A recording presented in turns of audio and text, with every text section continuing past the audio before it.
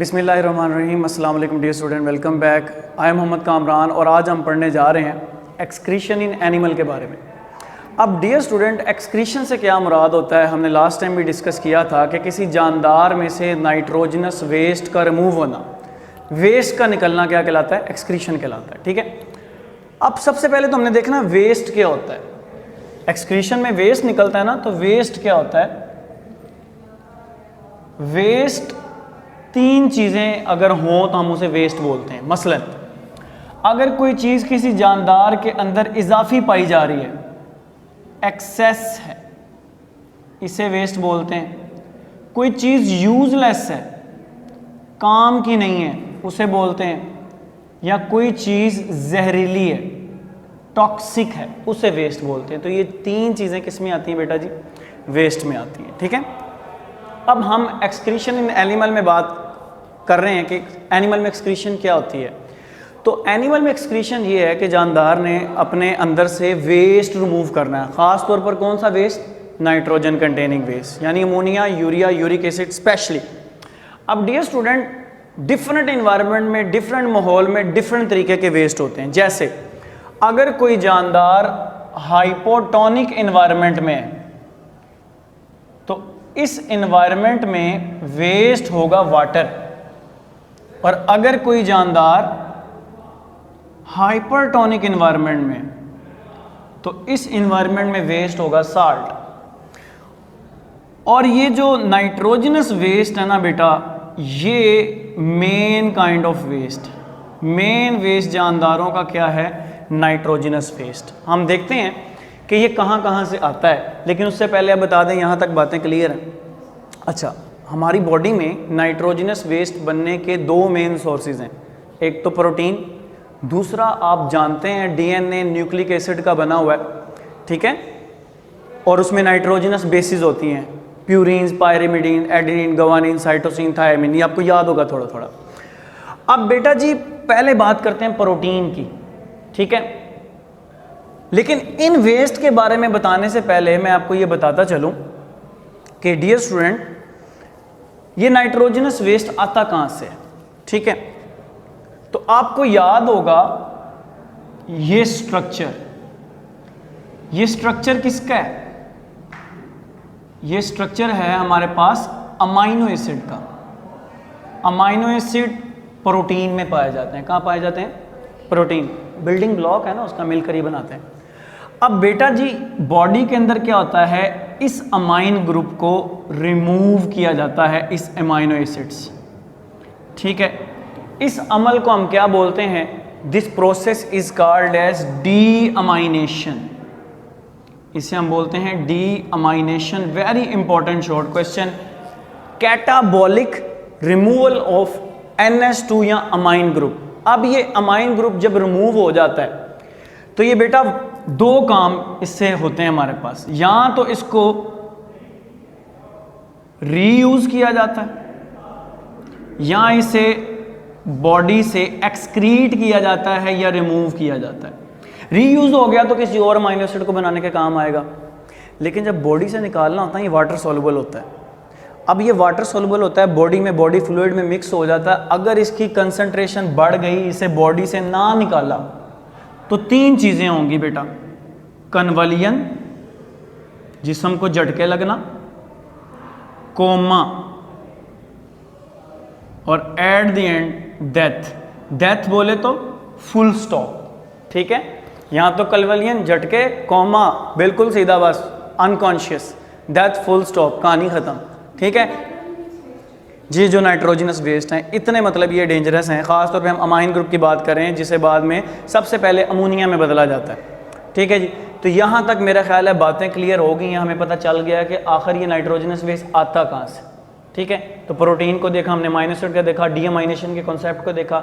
Important short question है, डीअमाइनेशन होता क्या है। तो यहाँ तक मेरा ख्याल है मेरी बातें क्लियर हो गई हैं। ठीक है, तो मैं अब इस कॉन्सेप्ट को क्या कर देता हूँ, रिमूव कर देता हूँ। तो आए अब इसे देखते हैं हम डिटेल से। प्रोटीन की बात की जाए तो प्रोटीन में जो major kind of excess waste होता है बेटा, वो होता है अमोनिया, यूरिया, यूरिक एसिड। इनके फॉर्मूले भी करने हैं हमने, मुझे याद करवाना इन केस अगर मेरे ज़हन से स्किप हो जाए। आज के लेक्चर में इनके फॉर्मूले हमने लाजमी करने। ठीक है, क्योंकि शॉर्ट क्वेश्चन बहुत ज़्यादा इंपॉर्टेंट है। दूसरा, प्रोटीन से लेस वेस्ट जो हमारे पास आता है, क्रेटिनिन। क्रेटिनिन हमें कहाँ से मिलती है? मसल क्रेटिन से। मसल क्रेटिन एक प्रोटीन है जो मसल की कॉन्ट्रैक्शन में हेल्प करती है, ठीक है। तीसरी अगली अमाइनो एसिड हमने बता दिया। दूसरा, ट्राई मिथाइल अमाइन ऑक्साइड। याद करो ऑस्मोरेगुलेशन फिशेस में मैंने आपको बताया कि फिशेस अपने अंदर यूरिया रखती है, यूरिया डेंजरस है, तो उसका मुकाबला करने के लिए टुमाओ या तुम आओ एक कंपाउंड रखा होता है, ठीक है जी। तो ये वो कंपाउंड है हमारे पास। ये भी क्या है बेटा जी? हमारे पास नाइट्रोजनस वेस्ट ही है। आगे बेटा नाइट्रोजनस वेस्ट, नाइट्रोजनस बेसिस में याद रखिएगा प्यूरीन्स स्लैश पायरिमिडीन्स। अगर आपको थोड़ी थोड़ी चैप्टर 2 के बारे में यादें हैं ताज़ा सी, तो आपको याद है नाइट्रोजनस बेसिस को 2 क्लासेस में डिवाइड करते थे, प्यूरीन्स एंड पायरिमिडीन्स। प्यूरीन्स डबल रिंग्स वाली, पायरिमिडीन्स सिंगल रिंग वाली, ठीक है जी। एडजीसी के नाम से हम उनकी बॉन्डिंग भी शो करते थे। खैर, एडेनिन, गवानीन, साइटोसिन, थायामीन और आरएनए के केस में यूरासिल, जब भी वो टूटती हैं ना, तो उससे मेजर काइंड ऑफ वेस्ट तो सेम यही पैदा होता है, ammonia, urea and uric acid, ये पैदा होता है। दूसरा बेटा, ये जो प्यूरीन्स एंड पायरिमिडीन्स हैं, ये टूट के, क्योंकि ये स्टेबल नहीं होती, एक तो ये बनाती हैं मेजर काइंड ऑफ वेस्ट, दूसरा इनसे क्या बनता है? Hypoxanthine, xanthine and allantoin. तो ये तो हमें समझ आ गया कि कौन कौन सा वेस्ट जो है जानदारों के अंदर बन रहा है। अब डियर स्टूडेंट, बात करते हैं वेरी इंपॉर्टेंट लॉन्ग क्वेश्चन की, nature of excretory product with respect to habitat. जानदारों के अंदर किस तरह का वेस्ट होगा, किस तरह का वेस्ट होगा, डिपेंड करता है। आ जाए बेटा, आज जानदारों के अंदर किस तरह का वेस्ट होगा डिपेंड करता है कि वो किस हैबिटेट में रहते हैं, वो किस एनवायरनमेंट में रहते हैं, ठीक है। अब सबसे पहले तो हम हैबिटेट की ही बात कर लेते हैं। तो हमारे पास हैबिटेट किस किस किस्म के हो सकते हैं, ठीक है। First of all, aquatic. Aquatic habitat, ऐसा हैबिटेट जिसमें पानी बहुत ज़्यादा है, जानदार को पानी की कोई कमी नहीं है, ठीक है। दूसरा बेटा आता है टेरेस्ट्रियल, ठीक है, और तीसरा भी टेरेस्ट्रियल ही आता है,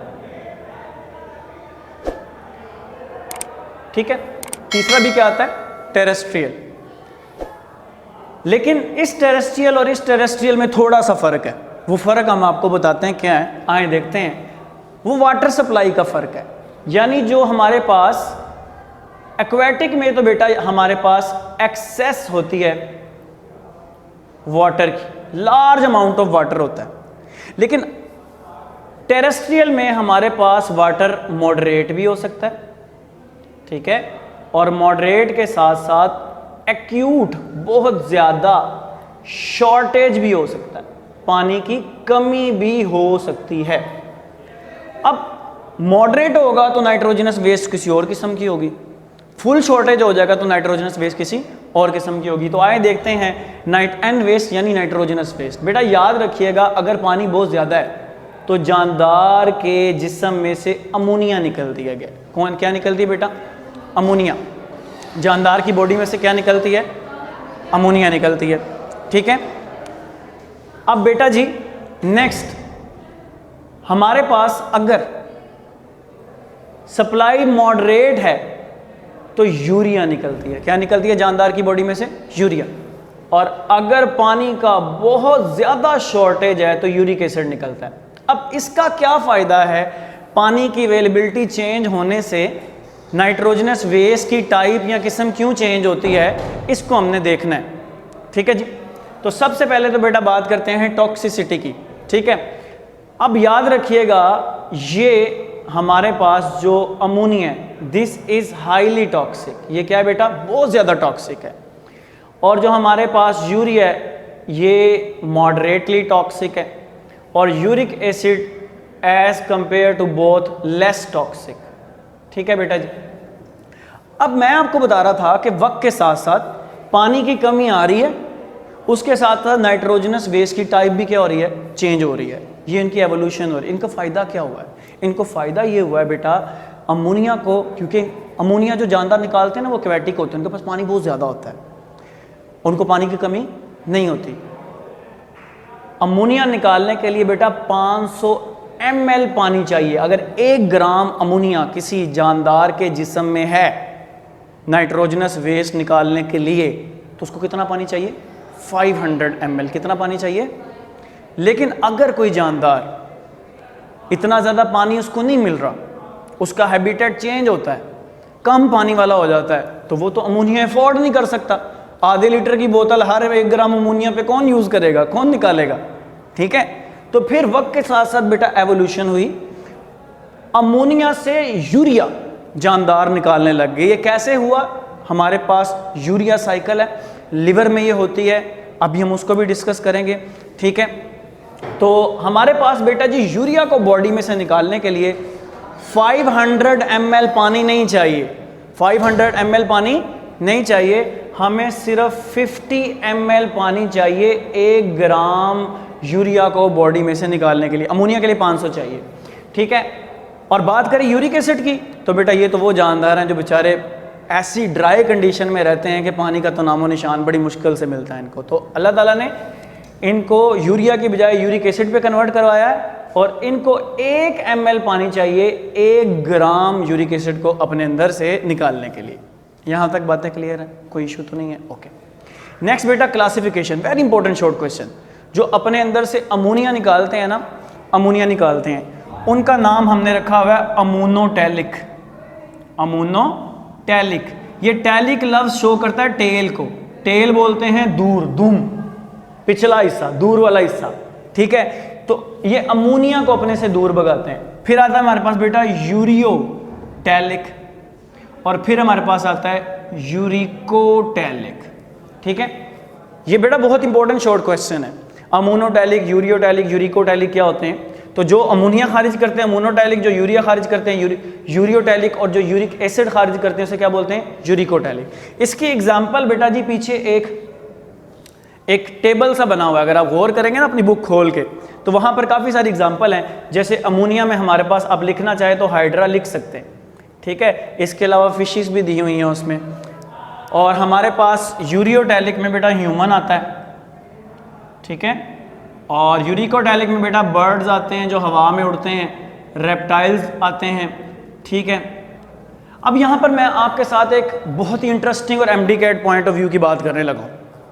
क्या ऐसा हो सकता है कोई जानदार अपनी ज़िंदगी में कभी अमोनिया खारिज करे, कभी यूरिया खारिज करे, यानी कभी अमोनोटैलिक हो, कभी यूरियोटैलिक हो सकता है। फ्रॉग के बारे में सुना आपने? फ्रॉग का जो टैडपोल बच्चा होता है वो पानी में रहता है, बहुत सारे पानी होता है ना उसके पास, तो पानी की कमी उस वक्त वो खारिज क्या करता है? अमोनिया खारिज करता है। क्या करता है? और जब वो बड़ा हो जाता है, पानी से निकल आता है, तो उस वक्त वो एम्फीबियन क्या खारिज करता है? अपनी बॉडी से यूरिया। क्या निकालता है बेटा? अपनी बॉडी से यूरिया निकालता है। तो यहां तक मेरी बातें बेटा समझ आ गई हैं? अच्छा, ये जो दो है ना, ये जो दो यूरियोटैलिक और यूरिकोटैलिक, साइंटिस्ट का मानना है दीज आर आफ्टर एवोल्यूशन। ये कब हुआ है? जब एवोल्यूशन आई है जानदारों में। ठीक है, पहले अमोनिया ही करते थे, पानी बहुत ज़्यादा चाहिए था, वक्त के साथ साथ पानी की कमी, लैंड पे जानदार आने लग गए पानी से, तो फिर ये चेंजिंग आई। और मैंने आपको ये बताना था, एक तो आपको यूरिया साइकिल के बारे में बताना था, दूसरा मैंने आपको स्ट्रक्चर्स बताने थे। ठीक है, तो सबसे पहले तो हम देख लेते हैं बेटा जी स्ट्रक्चर्स। हमारे पास जो अमोनिया का स्ट्रक्चर है वो NH3 है। यूरिया का स्ट्रक्चर बेटा NH2C डबल बॉन्ड ONH2। इससे बहुत आसान है, C डबल बॉन्ड O के दोनों तरफ क्या आ जाएगा? NH2 आ जाएगा। ठीक है, और इसके अलावा कुछ लोग इसको आसानी के लिए लिखते हैं NH2 2 बार CO, तो डिफरेंट आप लिख सकते हैं। बेटा सबसे जो डिफ़िकल्ट लगता है ना बच्चे को, जो मुश्किल होता है, वो हमारे पास होता है स्ट्रक्चर किसका? यूरिक एसिड का। ठीक है, तो यूरिक एसिड का structure please, I need your concentration. उसको बनाने के लिए बेटा आपने सबसे पहले 2 रिंग बनाने हैं। सबसे पहले आपने क्या बनाने? लेड पेंसिल से बनाए, कुछ चीज़ें मिटानी पड़ेंगी आपको। ठीक है, और एक देखिए प्लीज़ 6 कार्बन रिंग बनाना है, और एक बेटा आपने बनाना है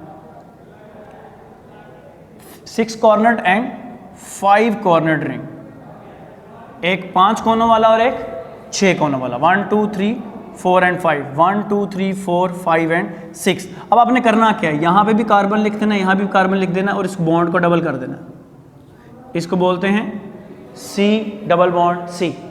अब आप देखते जाएं, इधर आता है बेटा C डबल बॉन्ड O। क्या आता है? C double bond O। इधर आता है N एंड H, अल्टरनेट। इधर आएगा C डबल बॉन्ड O, इधर हमारे पास क्या आएगा? N and H। इधर पहले से मौजूद है C डबल बॉन्ड, तो इधर क्या आएगा? N इसका हिस्सा है, N एंड H। इधर C डबल बॉन्ड O और इधर क्या आएगा बेटा? N and H। तो ये बेटा हमारे पास फार्मूला किसका है? That is uric acid. Clear? अब आखिरी बात मैंने आपको बताना है कि कैसे वक्त के साथ साथ अमोनिया यूरिया में बदल गई। तो जानदारों के अंदर बेटा जी एक अमाइनो एसिड होता है, उसका नाम होता है ऑर्निथीन। क्या नाम होता है बेटा उसका? ऑर्निथीन। अब उस ऑर्निथीन के अंदर हमारे पास नंबर 1 एक अमोनिया और एक कार्बन डाइऑक्साइड ऐड होती है और उसको बदल देती है सिट्रुलीन के अंदर। अब उस सिट्रुलीन के अंदर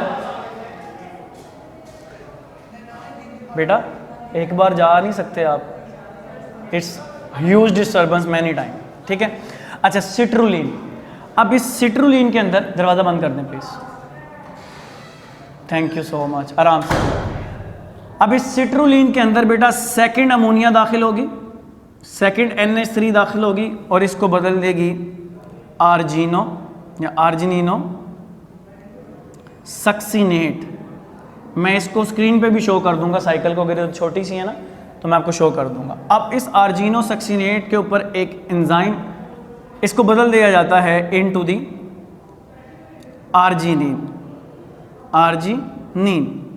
इस आर्जिनिन के ऊपर एक एंजाइम काम करता है आर्जिनेस, और आर्जिनेस इस पर काम करता है, यहाँ से यूरिया निकल आती है और एक ऑर्निथीन बन जाता है। ठीक है, तो ये एंजाइम याद रखना आपने, ये साइकिल याद रखनी है। लीवर वाले टॉपिक में मैं इसके साथ आपके साथ दोबारा क्या करूँगा बेटा जी?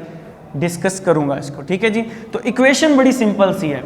यहाँ पर 2 अमोनिया, एक कार्बन डाइऑक्साइड बदल रहे हैं किसमें?